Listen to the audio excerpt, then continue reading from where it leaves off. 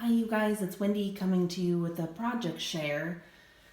This is, I guess, what I would deem a shabby chic journal, with predominant colors being pink and aqua, I guess. A little blue thrown in, kind of pastel, kind of reminds me of the stuff that you find when you go antique shopping, just that kind of real antique-y, vintage, just kind of a vibe. You guys know it. You've been to the shows and things that they have, cowboy chicks, whatever they're called. I can't think of what those shows are every year that they used to hold prior to COVID. But anyway, just filled with antiques and cowboy boots and lace and buttons and ribbons and all that good stuff.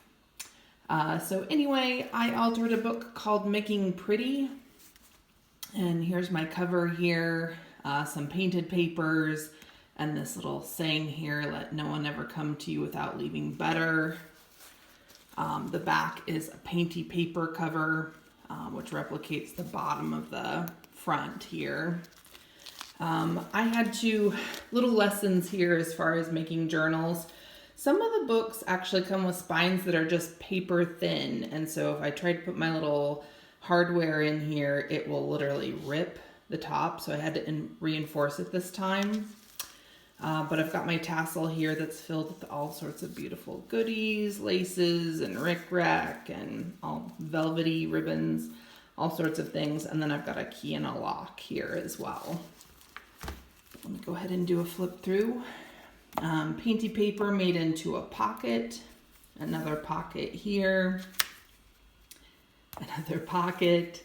I've got a doily, which is largely winter themed, but I went ahead and put journaling cards on both sides. I always try to leave one page of the book I've altered. Here we have an Easter card, a quote, this beautiful vintage lady here, which of course leaves room for writing. Another pocket, envelope, lots of pretty scrapbooky papers here. My much beloved page-a-day tear-off art museum calendar from 2015. You've seen it in many videos if you've watched them. Cards for writing in, list pads for writing in, beautiful images from children's books. This time I did lots and lots of pages and cutouts from magazine pages. In this case, these are Somerset magazines and cloth paper scissors, and I used to buy those all the time and they're so expensive. And so I've been kind of a hoarder about them, and then I've kept them.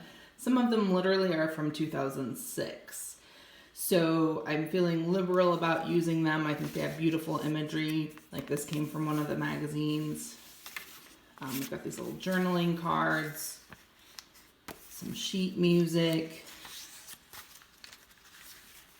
a little pocket I made out of some embossed paper.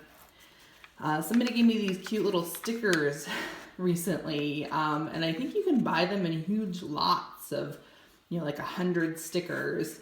And they've got these really cute images. So I put this little dog that's being carried away by balloons. We have some tea-dyed paper. Here's an image from one of the magazines I referred to. And I just backed each one of them with some place to write. Same way with this. This is probably off of a card front in some magazine that I used to get. I've got some scrapbook paper. Beautiful rose here, which again becomes kind of a journaling spot. This was from a National Geographic magazine, some sort of underwater critter. A mouse pad, list pad, love to find those in thrift stores. I'm just being liberal about using my magazines in my, here's a magazine that I made into an envelope. But yeah, just scrapbooking papers, magazine papers, anything you can think of, really. but just wanted to carry through that color theme. I think it's really pretty, to be honest. I mean, I'm not super girly per se. This is a cool little image from a Somerset magazine and an envelope that I've made that has these little ribbons and charms.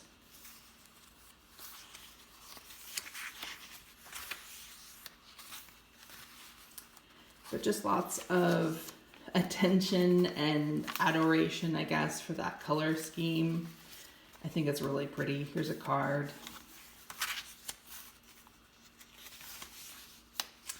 And this beautiful children's book that basically the whole premise of the book is about critters that are out at night. And so they've got these really beautiful images and they're all in this color scheme. I just love that book that I found. Here's another card.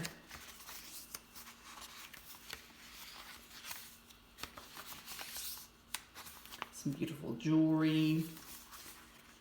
This is from a book on how to oil paint flowers. It's from a calendar. These somebody gave me, and there were these really cute cards. They were probably kind of expensive, but they were all popped up, meaning that they have this little acetate sheet that came on them, and you're supposed to put glitter behind them, and then they adhere to another card front. And I just took off the card front and saved the other stuff for later. You'll probably see that in some other journal I make. This beautiful grosgrain ribbon I think is really pretty. Kind of annoyed me that it wouldn't stay straight when I adhered it. Those are kind of like weird little, I have little OCD things about my journals when I'm making them, and there are certain things that I'm so annoyed by. And that's one of them, is when things don't adhere straight. This adhesive that I use is actually really, really strong. And so if it takes, if it gets purchased on another sheet of paper, it's down and it just is what it is. So, any of you that watch my journals, you might see spots where things are crooked and it is what it is. You know what I mean? So here's a little pocket I created. This was like a birthday card or something that somebody gave me. Cards I think are really great for junk journaling. You can always make them into all sorts of different things. They need not remain cards. Here's a magazine page, an envelope, library pocket, beautiful embossed pocket that has kind of a sheen on it. But yeah, I think this is really lovely. Here's another mouse pad that folds out for writing.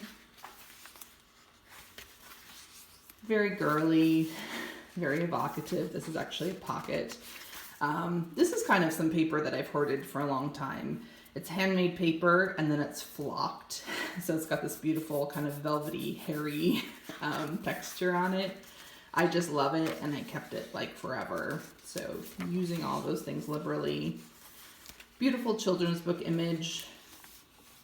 Here's a magazine page that I made into an envelope. It's another one of those kind of journaling cards. Magazine made into a pocket. Some hand-dyed paper. Here's the other half of that birthday card, made into a journaling spot.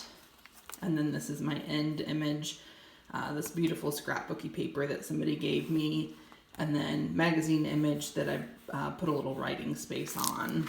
And then we're back to the painty backside. Nothing sticking out of it this time. I wanted to keep it kind of, I guess, clean cut, as it were. Nothing's perfect in these, hence Junk Journal, the name.